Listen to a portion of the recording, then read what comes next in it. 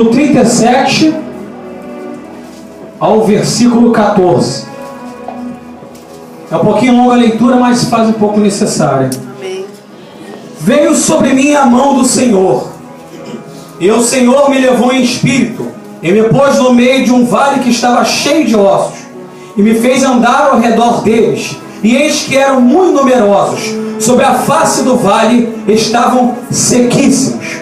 E me disse: filho do homem, poderão viver esses ossos? E eu disse: Senhor Jeová, tu o sabes. Então me disse: profetiza sobre esses ossos, dize-lhes: ossos secos, ouvi a palavra do Senhor. Assim diz o Senhor Jeová a esses ossos: eis que farei entrar em vós o espírito, e vivereis. E poreis nervos sobre vós, e fareis crescer carne sobre vós tenderei pele, porém em vós o espírito, e vivereis, e sabereis que eu sou o Senhor. Então profetizei como se me deu ordem. Houve um ruído quando eu profetizava, e eis que se fez um rebuliço, e os ossos se juntavam, cada osso ao seu osso. Eu olhei, e eis que vieram sobre eles nervos, e cresceu carne, estendeu-se pele sobre eles por cima, mas não havia neles espírito.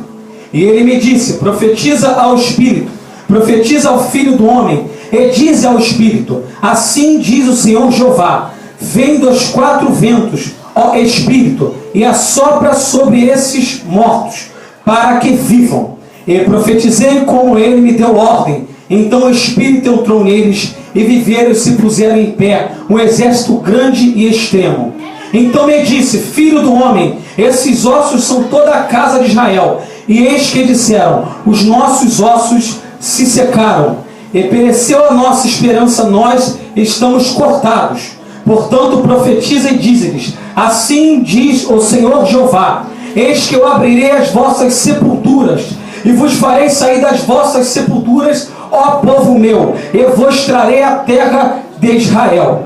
E sabereis que eu sou o Senhor, quando eu abrir as vossas sepulturas, e vos fizer sair de vossas sepulturas, ó povo meu. 14º versículo. E porém em vós o meu espírito, e vivereis, vós poreis na vossa terra. Sabereis que eu, o Senhor, disse, eu o fiz, diz o Senhor. Glória a Deus! Quem pode aplaudir a palavra do soberano nessa noite?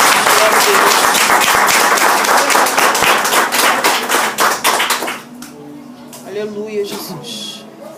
Queria agradecer as orações externadas ao meu pai, que é o motivo da minha ausência de quarta-feira. Ele fez uma cirurgia de vesícula às pressas, mas Deus é Deus de promessa, e tudo que Ele promete na minha vida, como na tua vida, Ele cumpre. Amém, Jesus. E ninguém aqui vai morrer até a promessa não se cumprir. Glória a Deus, aleluia, Jesus. Quem aqui tem promessa de Deus? Amém. Enquanto você não vê essa promessa, não adianta. Amém, Jesus. O osso ele pode estar seco, eles podem ser numerosos, mas a promessa vai se cumprir na tua vida. Glória a Deus. Meus amados, o texto aqui fala de um homem chamado Ezequiel, filho de Buzi, o sacerdote Buzi. Este homem profetizou o seu ministério. Foi quando o povo de Judá foi exilado até Nabucodonosor, até os caldeus, no qual era Nabucodonosor que controlava aquela nação. Aos 25 anos de idade, este homem chamado Ezequiel, que foi treinado, que foi designado a ser sacerdote, ele foi na verdade colocado na terra dos caldeus. Só que todos foram avaliados antes de estar na terra de Nabucodonosor, que é a Babilônia. Primeiramente Daniel trabalhou no palácio, porque ele sabia fazer atividades do palácio. Outros sabiam atividades de limpeza, outros sabiam outras atividades. Mas este homem chamado Ezequiel, ele era sacerdote, filho do sacerdote Buzi. E ele só sabia fazer as coisas do templo. E em Jerusalém havia sido destruído, há 11 anos havia sido destruído o templo, no qual ele só sabia fazer a atividade de sacerdote. Para que aquele homem prestaria? Imagino eu como ele deve ter pensado. Ele imaginou: olha, o que eu poderei ser útil? Eu fui treinado a minha vida toda para ser sacerdote, e de repente acabam com Israel, Judá com todo o templo, porque o sacerdote, ele servia no templo. O padeiro, ele faz o quê? Ele faz pão. O sacerdote, ele servia no templo. Mas se o templo havia sido destruído, para que serviria o sacerdote? Toca o irmão que está ao teu lado e fala: os teus sonhos serão restaurados. Aleluia, Jesus. E os sonhos desse homem estavam destruídos. E conforme fala no livro de Ezequiel, no capítulo 1, ao 30º ano dele, aos 30 anos, diz que ele amassava barro às beiras do rio Quebar. Porque ele amassava, porque ele é ordenado aos povos que foram exilados, que foram tirados de Israel, ou de Judá particularmente, a amassar barro para fazer imagens de esculturas ao rei Nabucodonosor. E eu me pergunto, quantos aqui tem os teus sonhos destruídos aparentemente? Quantos sonhos estão enterrados aqui? Isso me faz lembrar a imagem de um cemitério.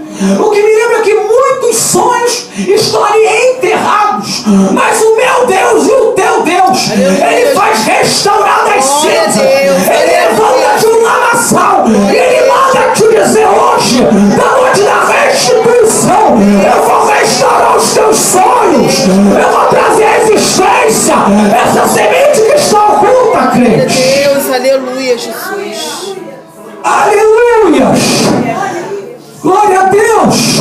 Esse homem tinha um desígnio de sacerdote, mas Romanos 8:28 fala que tudo coopera para o bem daqueles que amam a Deus e andam segundo o seu decreto. E Satanás frustrou os planos daquele homem.